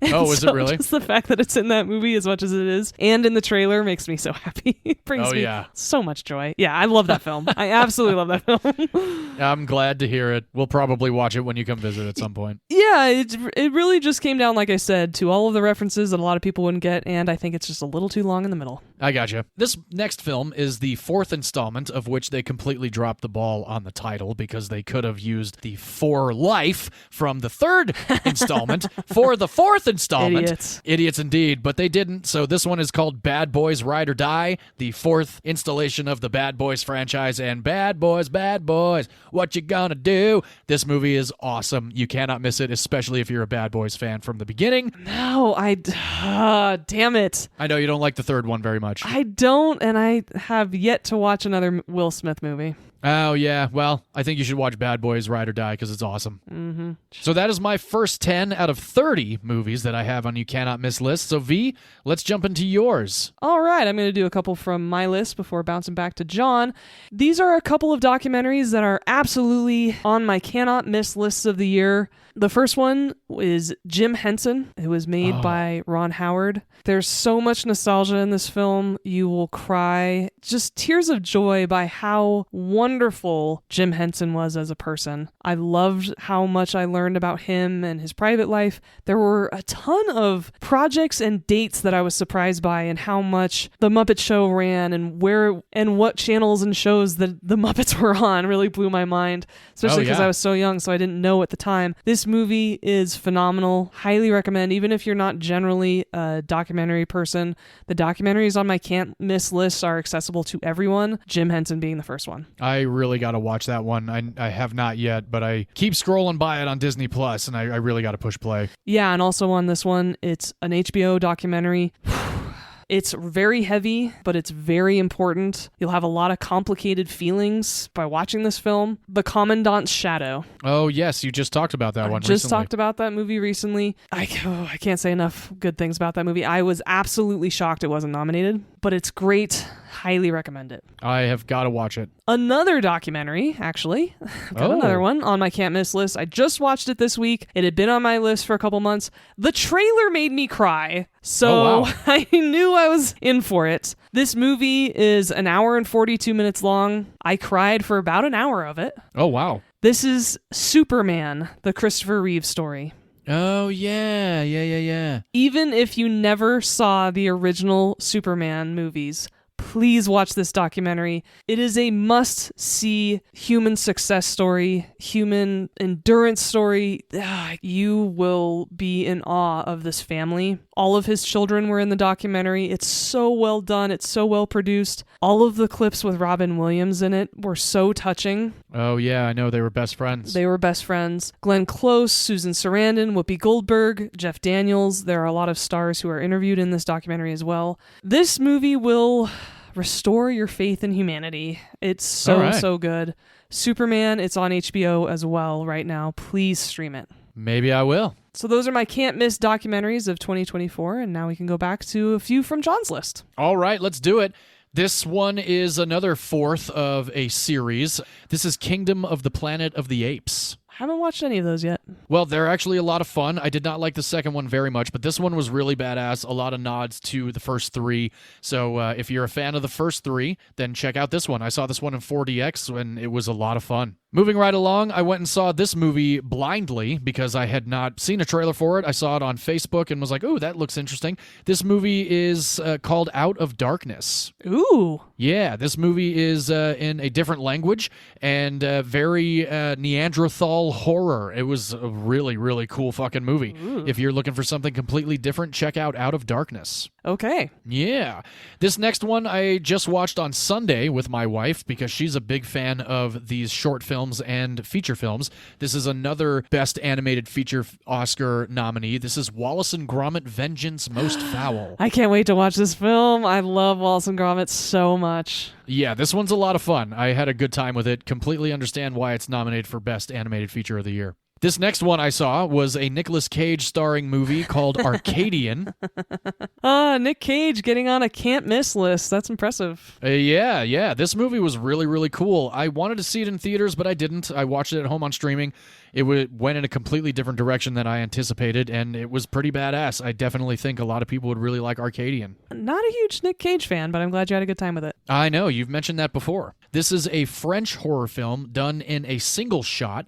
This is called Mads. I love single shot films so much. Yeah, this one is really fucking cool, and now that you're a horror fan, Yeah. you would probably have a good time with this one. No, I definitely need to watch it. Yeah, it was great. I've told a lot of people about it. It really blew me away. Definitely one of my favorite movies of 2024. This next one I went and saw just before the new year because it was a 2024 release. I saw it in 4DX. This is another series. This is the third series starring Jim Carrey as Dr. Robotnik. This is Sonic the Hedgehog 3. I'm so glad that you love those films as much as you do. I heard he They're has a lot of fun. great dance sequence too. Oh, absolutely, yes. And Keanu Reeves is a voice in the third one. Aww. So we have Sonic the Hedgehog, then we have Sonic the Hedgehog number 2 with Idris Elba as Knuckles, and now we have Sonic the Hedgehog 3 with Keanu Reeves as Shadow. Oh, that's amazing. Yes, very, very cool. Check out Sonic 3, especially if you're a fan of the first two. This next one was so damn awesome, so badass, because Hugh Grant was finally a villain. This is Heretic. Oh, it's on my to-watch list. It still is on my to-watch list. I will sit down at some point and push play. It is a badass movie. Sophie Thatcher's in it. If you don't know her by name, she is currently Iris in Companion, which is out in theaters right now, which is definitely, so far, one of the better movies of 2025. So check out Heretic. This movie you actually have on your could miss list, but I have it on can't miss list because I loved it so much, and Amy and I had a great time with it. This is Abigail. Yeah, no argument from me, man. That's a great film. It is. It's so badass. That one I should have in my collection as well. This next movie I saw in theaters as well. I was the only one in the theaters. I went because I love Emma Stone and I love Yorgos Lanthimos. This was Kinds of Kindness. Yeah, I'm not gonna watch that film, but it is on my list in a different portion of the podcast. How can it be if you haven't watched it? Because it got an award. Oh, all right. Well, Yeah. great. Kinds of Kindness was a what the fuck is going on in this movie? 3 vignettes, all very, very different and very twisted and crazy surrealism. Definitely a must-see movie if you liked Poor Things, if you liked The Favorite, if you liked The Lobster, The Killing of a Sacred Deer. Kinds of Kindness, definitely one of my favorite movies of 2024. He's a great director. It's just not my style of film. I gotcha. Yeah, But completely understand. all of those movies that you listed are fantastic films. Yes, they are. I just don't enjoy them because they're just too weird for me, and I know that makes me a complete white bread, and I get it. Like I'm boring in that sense because they're just too out there for me. You are a piece of Wonder Bread. Yeah, I'm sorry, but they're all great films. The ones that I've seen are fantastic. Killing of a Sacred Deer, The Favorite, Poor Things. They're just not for me, but they're great. I get you. So I'm sure Kinds of Kindness is in the same vein. That it's a fantastic film. Definitely. Yeah, I don't think you'd like it at all. No, I don't think so either. My wife would walk out of the room after the first 10 minutes, probably. Yeah. This next one, my sister and I went and saw in 4DX. I thought it was great. My sister was a little underwhelmed, and I think a lot of people were because it did not do as well as a lot of critics and studio heads, and including the writer, director, and cast thought it would, because it is an origin story, and it was marketed as an action movie. This is Furiosa, a Mad Max saga. Oh, I thought you were talking about another action movie that performed poorly that is also on our can't miss list. Sorry. I did not see Furiosa, and I don't really have any interest to. Mad Max Fury Road is good enough for me. Yeah, and I completely understand why people were very underwhelmed with Furiosa, but I thought Furiosa was great. I'm a big Anya Taylor-Joy fan. Chris Hemsworth was fantastic in this movie, and it is 2.5 hours long, but it's badass. I really had a good time with it. So those are a couple of the other movies that you cannot miss on my list. V, let's jump back into yours. All right, a couple more from me. First is a movie produced by Netflix that I just heard of through social media. I'm so glad I did because it's one of the best movies of the year. This film is called Rebel Ridge. What the hell is that? It's a great action film about a black man who gets caught up with some crooked small-town cops. Oh. Don Johnson is in it, and he's great in it. Oh, nice. He's such a better actor than his daughter. David Denman's in it as well. You and I have talked about him previously. We both really like him a lot. Highly recommend Rebel Ridge. The lead is Aaron Pierre, and he's currently in the TV series Interview with the Vampire. Oh, very cool. Yeah. So Rebel Ridge is a great Netflix-produced movie of 2024. I think now I'm coming to the realization that you definitely talked about this on a movies that we watched over the last week on an episode in the past. Yes. Okay, cool. Though you liked it, this movie appeared on your could miss list. I put it on can't miss because I loved it so much and it was just so delightful and surprising. It stars Ryan Reynolds. This is If. Oh, yeah, okay. I love this movie so much. Highly recommend it. Please give it a watch. It's definitely recommendable. It is, yes. And the only sequel that appears on my can't miss list of the year. Oh. A movie that I had to watch the first one before I went to the theater to watch the sequel. A movie that you insisted I watched, even though I kept saying I needed to read the book first. I need to read the book first. But the book is 800 pages and the movie was fast approaching premiere date. So I went ahead and watched the original, and Dune 2 is on my movies you cannot miss list of the year. Hell yeah. Dune 2 is better than Dune 1. I will agree with you that Dune 2 is better than Dune 1, and Dune 2 is definitely on my movies you cannot miss list as well. And it did not get Best Cinematography, Best Director, Best Score. Oh, I know. At the Ridiculous. Oscars. What the hell? I have no idea. But yeah, it is my dad and I saw that in 4DX, and the worm riding sequence was so spectacular. Epic. Yes. Oh, yeah. A movie that I thought John was talking about just a second ago, but that turned out to be Furiosa. But this film is also a fantastic action movie. It's also kind of an origin story.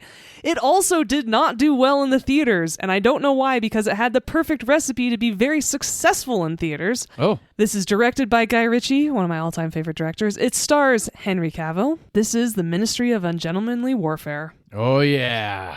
I've seen this movie twice already. So good. It was actually in the Secret movie series for Cinemark, and I was so delighted that it was. I had so much fun with this movie. It's kind of the origin story of James Bond. A little bit, yeah. And I truly don't understand why it wasn't successful. I will agree with you on that. I saw it in theaters as well. I loved it. I got the 4K for Christmas. I just watched it about a week and a half ago for the second time. Beyond Henry Cavill, Isa Gonzalez. Oh, my goodness gracious. Awesome, awesome flick. It is. And now we're down to my top 5 of the year, so I'm going to pause there and go back to John. Alrighty. This one was a movie that revived my sisters going back to the movies. My dad, my sister, and I went and saw this in 4DX. This is Godzilla Kong, The New Empire. If you are a Monarch Godzilla Kong fan, like Godzilla King of the Monsters, Kong Skull Island, check this movie out. It's a blast. It is beyond ridiculous like all the other ones, but it's so much fun. Godzilla Kong, The New Empire. Yeah, I got to get into the Monarch creatures at some point.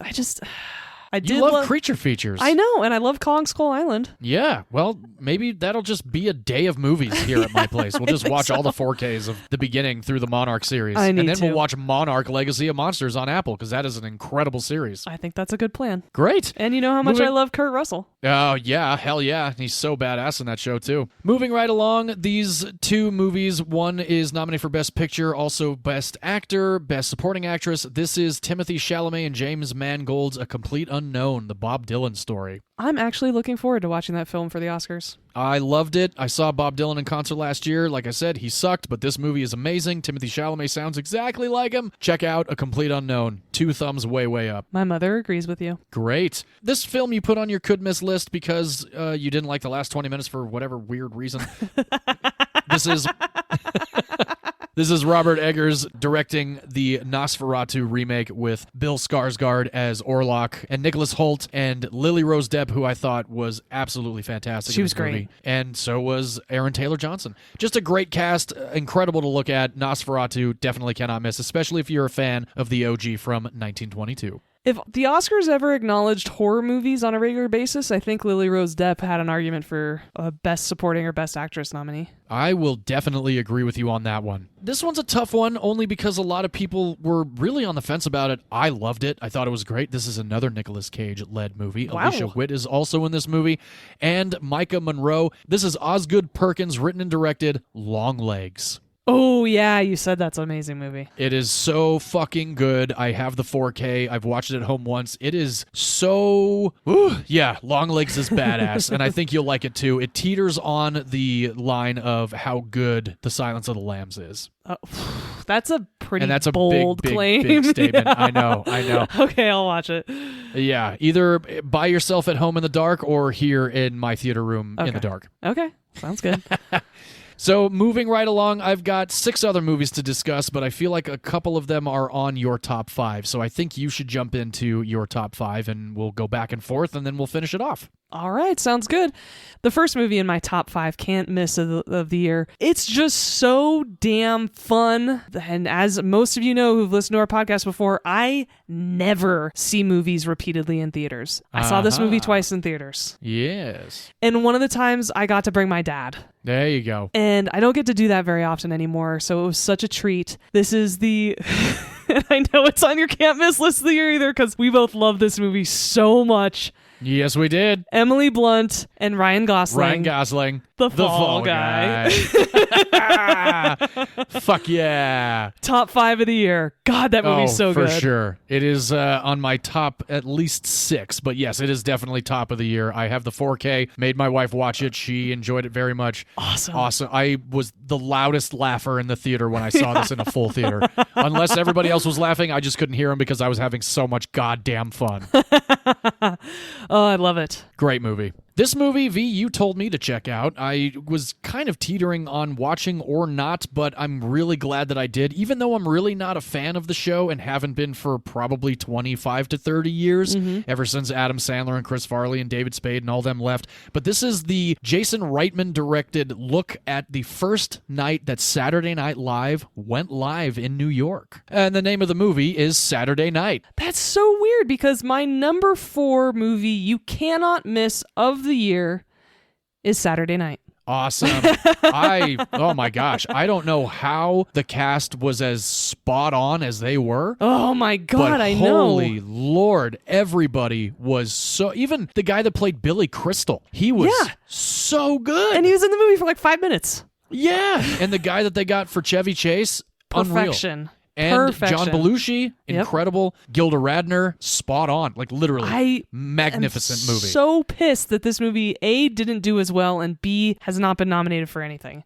It really is a bit of a heartbreaker, because this was not only a technical achievement, but a casting achievement and a costume achievement. Yes. Oh it is really one of the best movies of 2024. It's an absolute masterpiece. I've been telling everyone about it. It's now streaming on Netflix. Give this movie a watch. Absolutely. Watch this fucking movie, please. We cannot say enough good things about it. Because after I watched it, I was like, there's a new 4-part documentary that just came out on Saturday Night Live, and I'm real excited to watch it. Yeah, and there's actually, because it's the 50th anniversary, they're doing a bunch of specials. There's a documentary or a mini-series, I think it is, about the music of Saturday Night Live. Oh, sweet. Well, great. Oh, even the guy that played Paul Schaefer. Yeah. Like, what the fuck? I know. What? It's perfection. Yeah, it's almost like...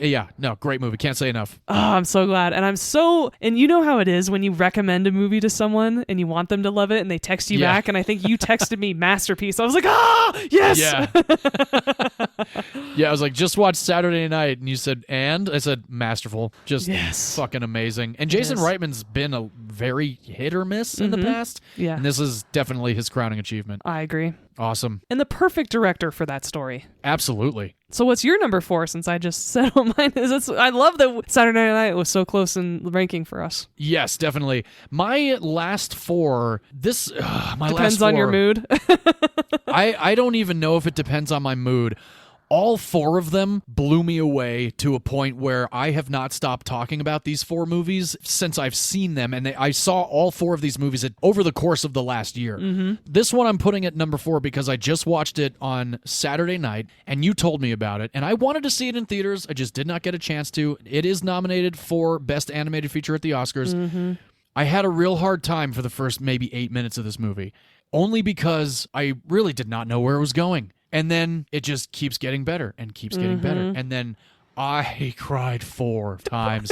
What a unbelievable, incredible movie. Yeah, Wild Robot, number 4. Just completely blew me away. Will own the 4K. If it doesn't win the Oscar for Best Animated Feature of the Year, I might throw something at the TV. I think it will, based off of the other movies that are nominated. I really hope it does. Something tells me Flow is in the running. Too, though. Oh my God, the soundtrack's amazing. But my God, the whole thing with Bright Bill, I really did not anticipate to cry, but I cried 4 times, like blubber cry, just ugly cried watching this movie. And I'm so glad my wife wasn't in the room with me because all she does is make fun of me when I cry during movies. And I told all the ladies about it at work the next day. I was like, you guys gotta watch The Wild Robot. Yeah, incredible. I'm so glad you watched it. Me too. And I agree. The top 4 movies for me of the year are very interchangeable, just depending on my mood or who I'm talking about, but they're all crowning achievements in filmmaking. I'm so glad The Wild Robot's in your top 4. Yeah, me too. My number 3, because now we're up to my number 3, right? We both did 4. Yes. I believe so. Okay. Yeah, we did our 4th, yeah. Another movie that I'm so pissed that nobody was nominated for anything for this film, and it should have received multiple nominations. We should still be talking about this movie, and it just quietly went away, and it really pisses me off. I saw it in theaters. Speaking of making you cry. Oh, okay. I know which one this is now. Andrew Garfield and Florence Pugh. This is We Live in Time. Oh, yes. Why didn't it get nominated for anything? I don't know. I really don't know. It's elsewhere on my list, but okay. Yeah, I don't know. Okay. We'll talk about where it is on my list shortly. Okay. So what is your number 3? My number 3 is a movie that I saw one trailer for, similar to Longlegs. This is a horror movie. This movie, I truthfully don't even know how to explain it because it is in the title of how fucking cuckoo this movie is. Cuckoo is my number 3 movie of the year. Completely took me by surprise, blew me away. It's not super scary. It's just such a crazy ass movie. Hunter Schafer is in it. She kills it. I have told a lot of horror fans, friends of mine, to check out Cuckoo, and they've come back saying that I was absolutely spot on with how fucking crazy and cuckoo this movie is. Cuckoo, number 3. It beat out Longlegs, which I did not think was going to be possible because Longlegs is so goddamn good, but Cuckoo was number 3, absolutely one of my favorite movies of 2024. Oh, that's cool. Yes. I think you would like it too, because it's just so out of the box, batshit nuts. Okay. Yeah. We'll watch it when you're over. All right. Sounds good. My number 2 movie of the year. I want to read the book now, but I don't need to because the documentary was so good. It doesn't matter if you've never seen a documentary before. If you think you hate documentaries, doesn't matter. This movie is incredible. It is worth watching. You will enjoy it. This is an incredible tale of perseverance and will blow your mind when you get to the end of this movie. Certainly blew mine. I've seen it twice. I saw it twice in a week. Wow. Because I watched it at home, and it was so good that when I went to my parents for Thanksgiving, I put it on and had my parents watch it with me.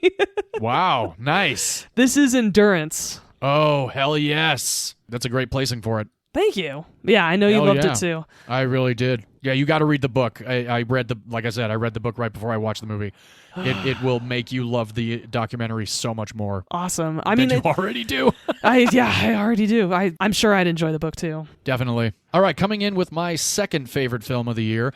V, you're not going to like one of the actors because you don't like to watch him in movies, but this movie took me by surprise because, again, I only saw it advertised on Facebook, and I usually scroll through things like this because I never have my sound on, so I didn't really know anything about it. This movie stars Casey Affleck and Lawrence Fishburne. This is a science fiction film called Slingshot. This movie blew me out of the water I completely fell in love with it. Don't look at me like that. I've never even heard of it. That's why I'm looking like that. No, you have, because I talked about having seen it, but that's okay. It was a long time ago. I think it was over the summertime. Okay. I left work early, went and saw it at a 2:00 showing, and I think it was me and one other person in the theater. The end had my jaw on the floor. The acting is fantastic. Lawrence Fishburne is so badass in this movie. Completely, again, out of left field, slingshot, badass movie. My number 2 of the year, only because of how much of a surprise it was for me. Okay, wow.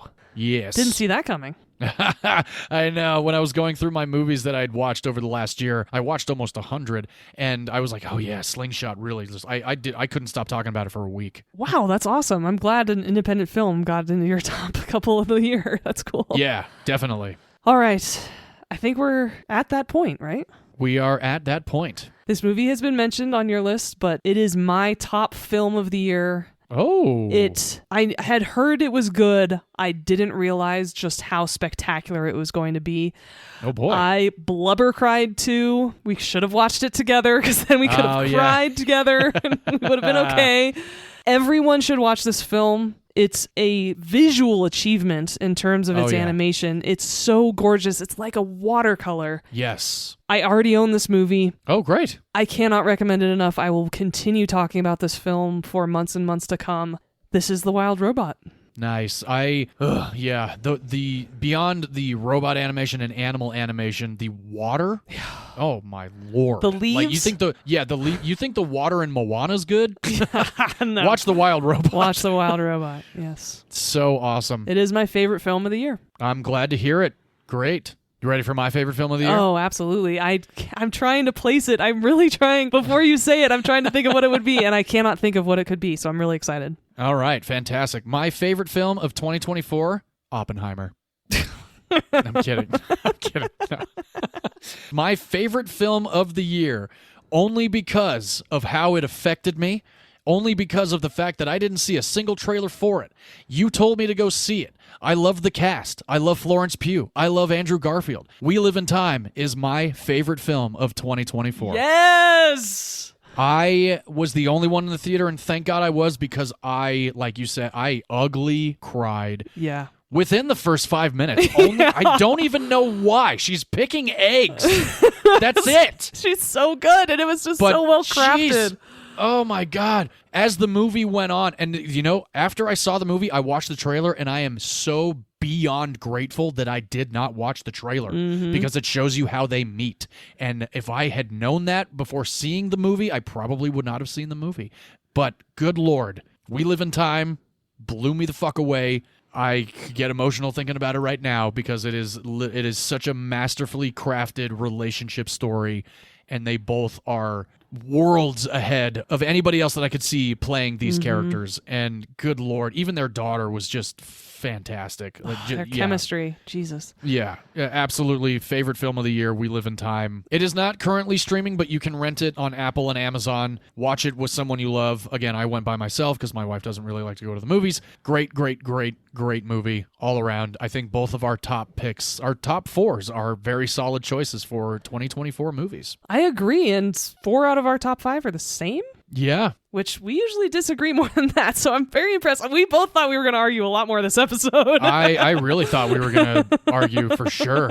I can't disagree with your list. Oh, God. Like I said, like we've both said, the top 5 of the year, we could make arguments for why each of them should be the number 1 of the year. They're all fantastic, must-watch films. Absolutely, 100%. It seems that 2024 was a lot better than we remember it being. I think it was just really inconsistent compared to the last couple years, and yeah, that's good. That's okay. Yeah, no, that's fine. Well, those are our lists. Remember, we will be posting them on social media so you can get the entire rundown and save them for future viewing. We really hope these lists help you decide what to watch next in your home, especially because most of them are now on streaming. Yes. And now comes the last bit of our recap episode. It is time for our awards. Oh, yes, the awards of Movies You Miss podcast. Yes, and we're going to start off with Best Trailer. All right, sounds good. V, what was your best favorite trailer of 2024? I have an honorable mention, and then I have the best trailer of the year.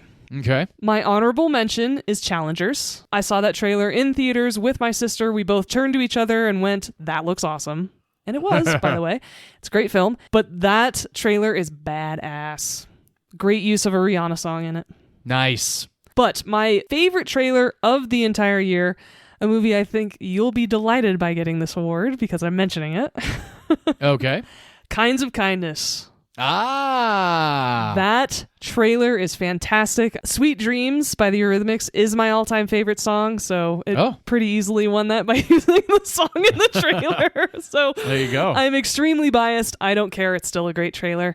So that is my best trailer of the year. Awesome. And John, what is your best trailer for 2024? I guess I have an honorable mention also, and then a best trailer. Trailers for me were really tough this last year because I saw a lot of the same ones multiple times, and sometimes the movie was ruined for me because of how many times I saw those trailers. But anyway, honorable mention I'm going to give to Trap because I thought the trailer was awesome. Fair. Yeah, that is a good trailer. And I think my favorite trailer of the year teeters on the first Speak No Evil trailer that I saw, and the only trailer that I saw for Longlegs, because Longlegs, similar to Cuckoo, did not have any indication of dialogue. There was nothing going on except for images, and Longlegs trailer just really made you feel dread and terror.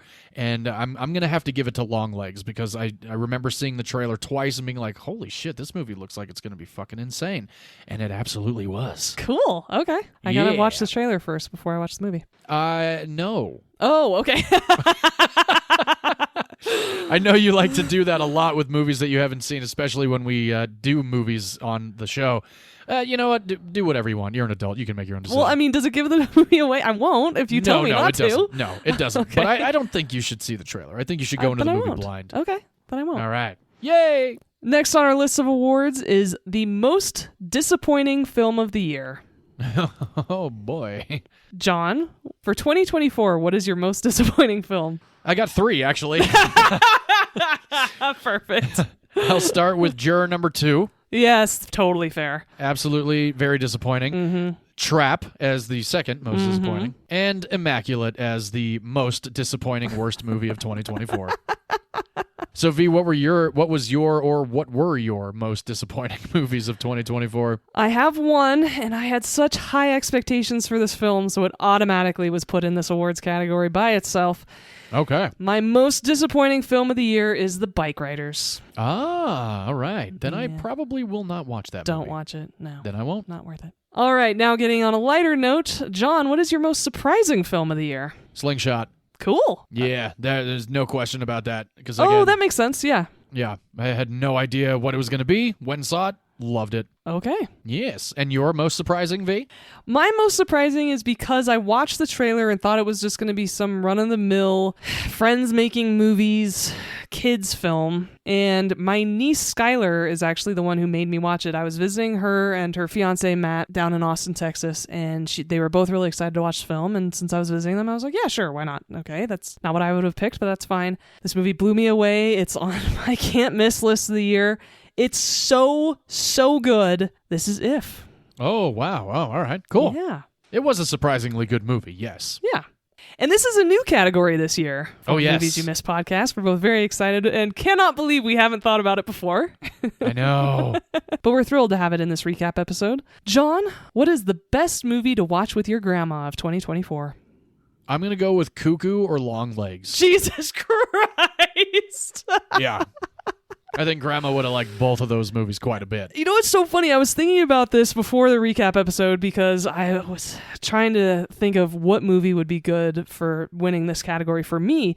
And I texted my father. Well, I texted my mom because my dad still has a flip phone. But I asked my dad about his mom's, of course, my paternal grandmother's taste in movies because I remember her liking Westerns. But oh, okay. She introduced me to Tremors and The Body Snatchers. Oh, nice. And a couple other horror movies that I was way too young to watch. And the more I've thought about it over the last week, the more I'm wondering if my grandma had a twisted taste in movies like your grandma.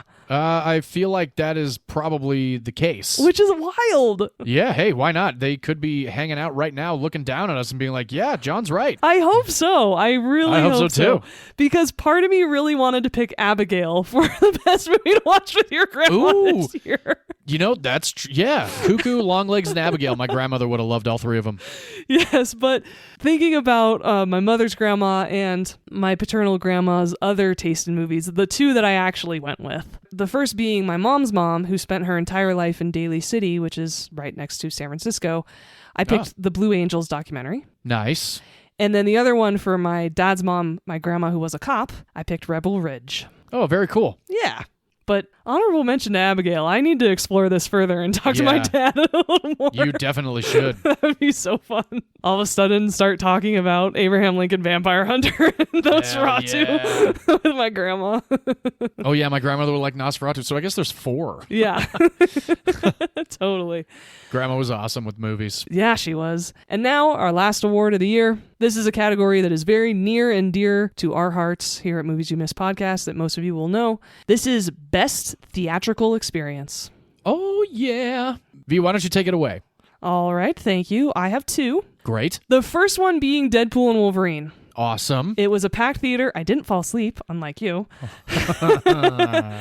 But not only was it a packed theater, the theater response was fantastic. Everybody laughed at all the references and jokes. And, as you well know, you and I laugh very loudly. Yes. The guy sitting next to me, complete stranger, and we were smacking each other and laughing the loudest out of everyone. And it was such a joy to not only share that experience with someone, but to have someone be as loud as me and not feel self-conscious about my reactions to a movie because we were both so loud together. And it was so fun. Definitely one of my best theatrical experiences of the year. That's great. I really hope that happens again in the future. Hell yeah. Then the other one is absolutely the time that I took my father to the movies when we went and watched The Fall Guy. Awesome. Yeah. So those are my 2 best theatrical experiences of 2024. And John, what are yours? Mine, I have 2 as well. Okay. And one of them is the movie my dad and my sister and I went and saw, Godzilla Kong, The New Empire. In 4DX, my sister had not been to the movies in 4 or 5 years. So that was the one that she decided to kick off her resurgence at the movie theaters, and she could not stop talking about it the entire rest of the evening. Fantastic. So yeah, it was Godzilla, Kong, A New Empire. That's the number 1. And then the second one is The Fall Guy for me because I had so much fucking fun watching that by myself and laughing as loud as I did. Fall Guy's a great movie. So good. It really is. Yeah, so those are my 2 best experiences of 2024 at the movies. Great. Well, that wraps up our recap episode of 2024. Thank you all so much for tuning in, especially Skylar. She texted me last week and asked when this was dropping. So all right. Shout out to her. Sorry, Skylar. I cursed a lot. Oh, that's okay. She's my niece who's much older. She's engaged. Okay.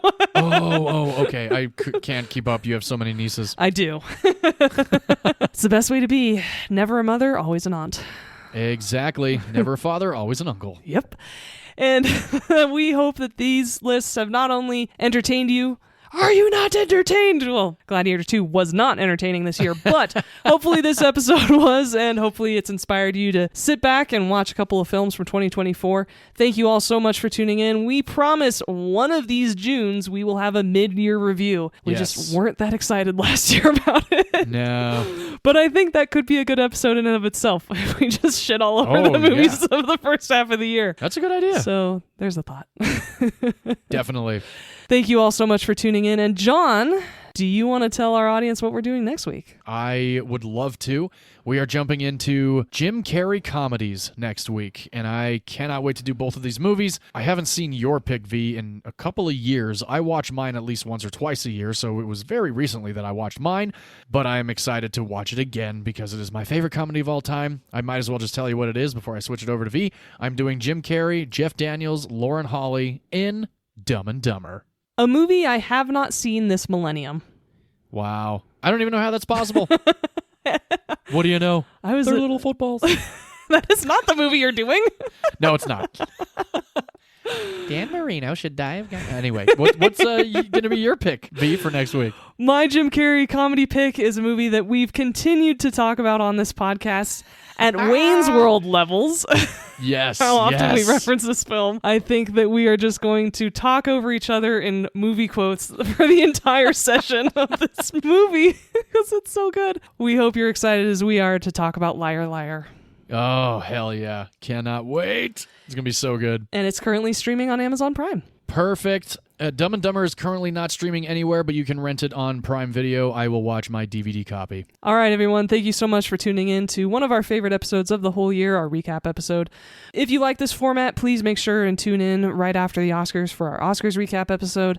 And we should just make the promise now that we will do a mid-year recap in June. Yeah, I like that idea. Okay, so that is now on the list. That is now on the schedule, so please tune in for that too. And of course, every other episode that we release on Wednesdays. We will be picking 2 new movies every week and never spoiling them. And please rate, review, and subscribe to our podcast, especially on the Apple Podcasts app. It helps us out so much. And we are looking forward to reading a couple of new ones in the coming episodes. Oh, hell yeah. Thank you guys so much for the new reviews. Yeah.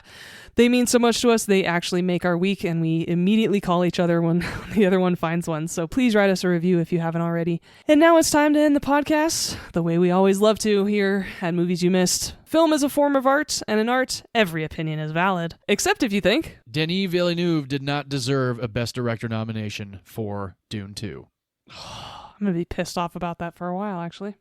I know. That's why I said it. You and a lot of other people, myself included. All right, everyone. Until next week, bye-bye. Cheers, everybody.